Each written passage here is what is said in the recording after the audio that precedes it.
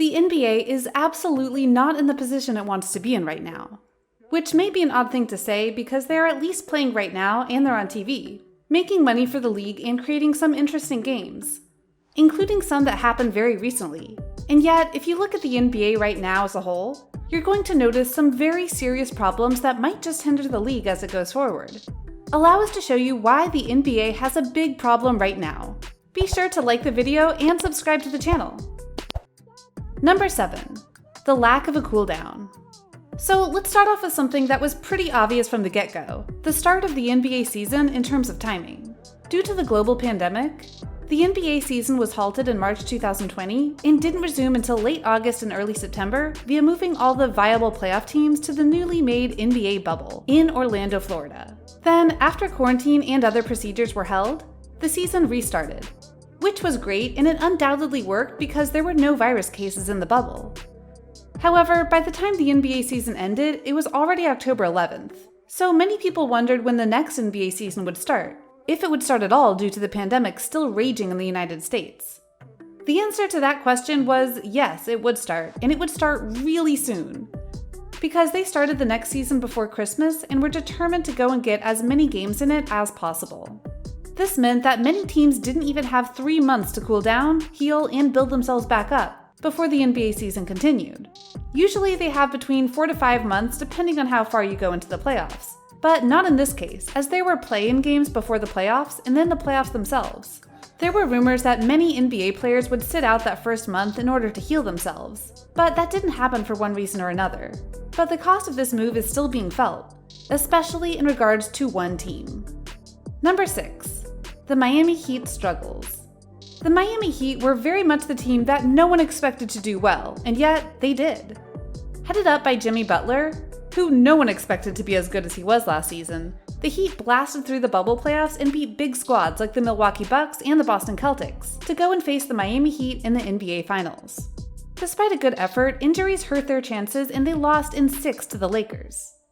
Everyone was hoping that the new season would bring yet another chance for them to try and get the title with this squad, but not only are they terrible record-wise, their team has been decimated.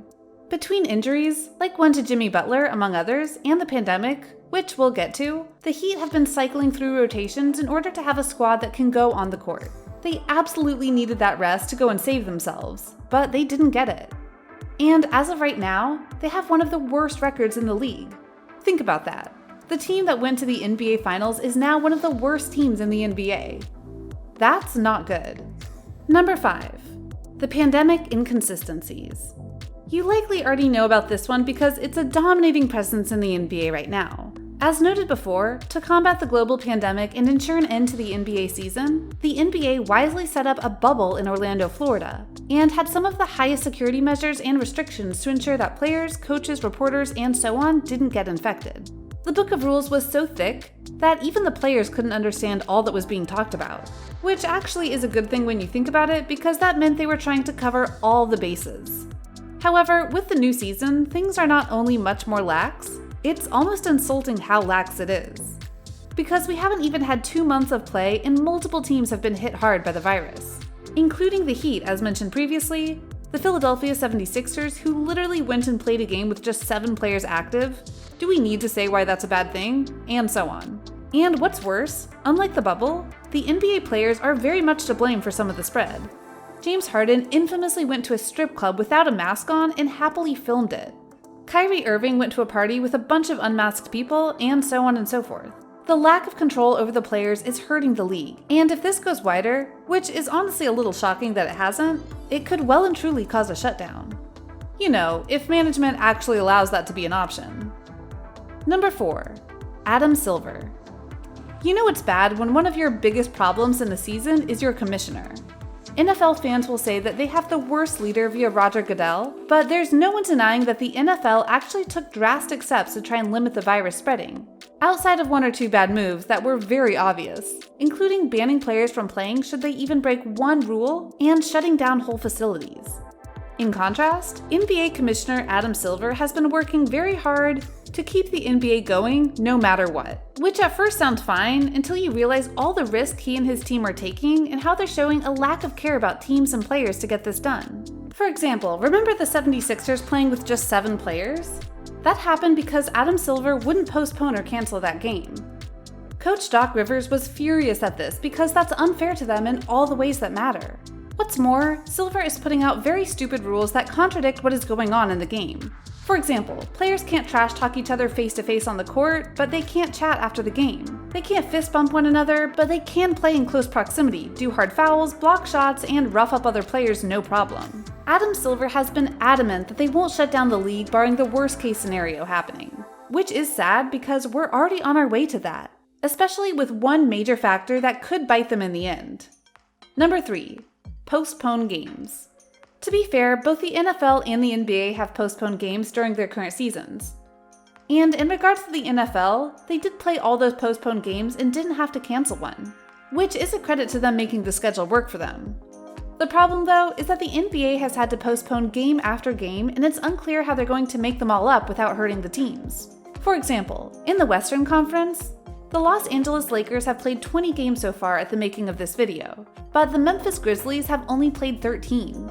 Which means they have to not only go and play the rest of their season as it stands, but they have to go and make up the 7 games that they lost. The Eastern Conference has a similar problem, and we're not even a third into the length of this season.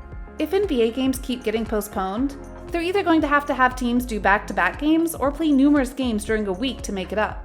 Which is a problem because that's taxing on teams. That risks players' injuries and so on. But you can't just cancel games unless necessary because, as recent playoffs have shown, having even a 1-game lead over your opponents can be the difference between making or missing the playoffs. Number 2. The All-Star Weekend. Here's another problem that many aren't sure how it'll be handled. The NBA All-Star Weekend is meant to be a celebration of the game as well as of the players who have made an impact on the league up to that point. Last year's All-Star Game was a tribute to the late Kobe Bryant, and thankfully, it occurred before the shutdown. But as of right now, many are wondering if it's wise to go and have the weekend because it wouldn't be as glamorous, a lot of restrictions would have to happen, and it just wouldn't feel the same. Could it happen? Sure. But will it? Who knows? Number 1. The Nets. We saved the most interesting problem for last, as the latest super team has been formed officially via the Brooklyn Nets, as Kevin Durant, James Harden, and Kyrie Irving are now on the same team together. Many think this could be the beginning of something great, while others are not so sure. Which, if you've been watching them recently, is a fair thing to say. That's a lot of ego on one team, and while they're second in the Eastern Conference, one honestly has to wonder if they'll pull together when the playoffs roll around, or whether they'll crack and make this another failed attempt at a super team. So what do you think? What do you think of this look at the NBA and how it might be in serious trouble? Do you think that the NBA will be able to continue as it is right now? Or will there have to be a shutdown at some point, or reverting back to the bubble when the playoffs come around? Do you think the pandemic will continue to ravage the league? Let us know in the comments below, be sure to subscribe, and we'll see you next time on the channel.